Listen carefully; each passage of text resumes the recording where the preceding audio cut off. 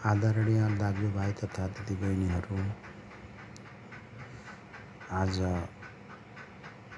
25 अगस्तको दिनमा काठमाडौँबाट खिचिएको एक तस्बिर जसले सबको मन रहेको छ। जब एक ट्राफिक पुलिस जो सिस्टर हुनुहुन्छ, उहाँलाई एकजना छोरा मान्छेले आक्रमण गरेको छ। कस्तो विचित्र छ साथीहरू, हेर्नुहोस् त।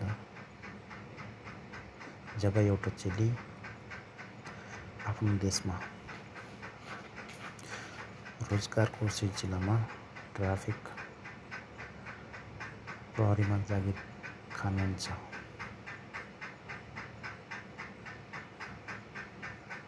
सडकको किनारमा बसेर जेब्रा क्रसिङ, ट्राफिक नियम,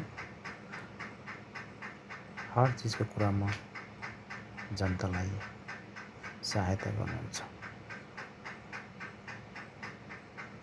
के भइरहेको छ यो देशमा थाहा छैन। जसले मेरो देश, मेरो निशान, मेरो संविधान र मेरो परिवार र अन्तमा आफू भनेर यो देशमाथि रक्षा गरिरहेको छ। आज त्यो वर्दीधारीलाई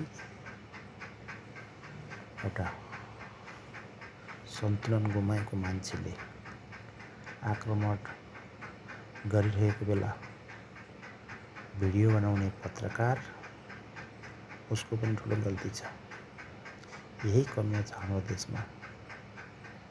योभन्दा पहिला गणेश नेपालीको शरीरमा आगो लाग्दाखेरि पत्रकार महाशयले फोटो खिचेर भाइरल गराउनु भयो आफ्नो भिजको लागि। तर क्यामेरा भुइँमा राखेर उद्धारको लागि जानु भएन, कराउनु भएन, सघाउनु भएन। आज पनि एक ट्राफिक महिलामाथि आक्रमण हुँदाखेरिमा भिडियो बनाउने पत्रकार, मोबाइलबाट खिच्ने अन्य मान्छेहरू लाज लाग्नुपर्ने हो। यो कस्तो ब्राह्मण छ। एक नारीमाथि कुटपिट हुँदैछ, तर मान्छेहरू गाई जात्रा बनाएर हेरिरहेका छन्, तमासा मचाइरहेका छन्। यसको लागि पनि सरकारले कडा नियम ल्याउनुपर्छ। हर मान्छेहरू भौतारिरहेका छन्। जेएनजीको नाममा, पार्टीको नाममा, चोरको नाममा, लुटपाटको नाममा मचाइरहेका छन्। ठगी धन्दा गर्ने काममा अग्रसर भइरहेका छन्। गरी खानुपर्छ, गरेर लाउनुपर्छ भन्ने सिद्धान्त छैन। अहिले यस्तो होडबाजी चलेको छ। ऊ नेता भयो त म किन नहुने। अचम्मको कुरा छ। एउटा वर्दीधारीमाथि आक्रमण गर्नु सानोतिनो कुरा होइन। एउटा अनुशासनमा रहेकी ट्राफिक पुलिसमाथि आक्रमण गर्नु, यसले सबै क्षेत्रमा गहिरो चोट पुर्याएको छ। मलाई लाग्छ उस चेलीको परिवारले के सोच्ला।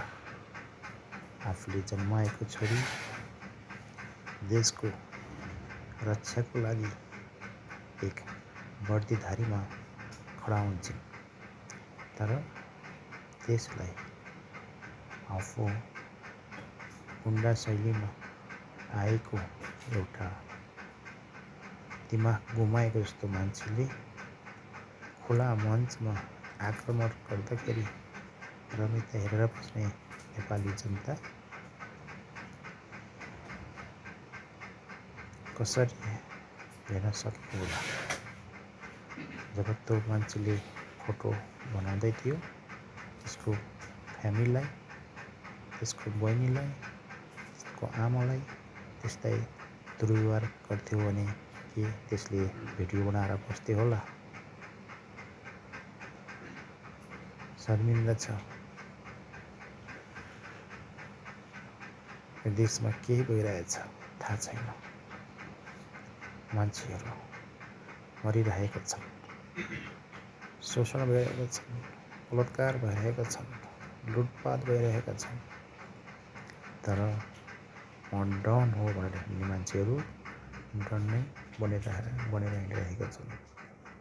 यसलाई कठघरामा ल्याउनको लागि सशक्त पुलिस निर्देशन हुन जरुरी छ। किनकि यस्तो भएको खण्डमा भोलि नराम्रो असर पर्न सक्छ। यसमाथि सरकारले ध्यान दिन जरुरी छ। अहिले यो मेरो मान्छे तेरो मान्छे त्यस्तो भइरहेको छ। यो संसदमा कोही अटो चलाएर आएको, कोही ड्राइभर भएर आएको, अनेक प्रकारका मान्छेहरू अहिले सांसद भइरहेका छन्। यिनीहरूलाई देश के हो, वर्दी के हो केही थाहा छैन। विडम्बना छ। अनेक प्रकारको समाचारहरू छापिएका हुन्छन्। त्यसलाई खोलेर हेर्दा भित्र अर्कै समाचार हुन्छ। हेडलाइन राखिएका हुन्छन्। कस्ता माननीयहरू देख्न परिरहेको छ। बलात्कार भयो भन्दैमा त्यसलाई यस्तो सजाय हुनुपर्छ, उस्तो सजाय हुन्छ भनेर कराउँदै हिँड्छन्। कराउनुको सट्टा संसदमा पारित गरेर देखाउनुहोस्। बोडीले होइन, काम गरेर देखाउनु पर्ने हुन्छ। यतिखेर होडबाजी छ। कसले राम्रो बोल्यो, कसले के बोल्यो, कसलाई के निन्दा गर्ने। एउटा मान्छे आफ्नो शारीरिक अशक्त या थकान या दिमागी टेन्सन विविध कारणले मान्छे हो, सुत्छ। देख्नु, एउटा मान्छे सुत्यो भने उसको बिजन केही छैन। किन सुत्यो, कसरी सुत्यो, यस्तो प्रकारको कमेन्टहरू आएको हुन्छ। नमस्ते।